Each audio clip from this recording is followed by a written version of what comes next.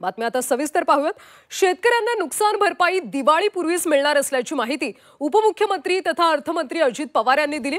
तसंच शेतकऱ्यांच्या कर्जासाठी नियमांवर बोट ठेवू नका, बळीराजा जगला पाहिजे याची काळजी घ्या, अजित पवार यांनी बँक अधिकाऱ्यांना या सूचना दिल्या। पुणे जिल्हा मध्यवर्ती सहकारी बँकेच्या सर्वसाधारण सभेमध्ये अजित पवार बोलत होते।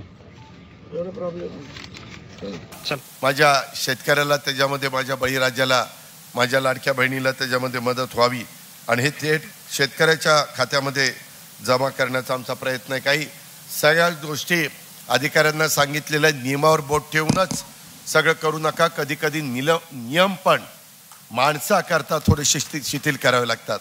शेवटी माणसं महत्वाची आहेत, नियम महत्वाचे नाहीत। शेवटी समाज महत्वाचा आहे, शेवटी बळीराजा महत्वाचा आहे आणि त्याच्यामुळं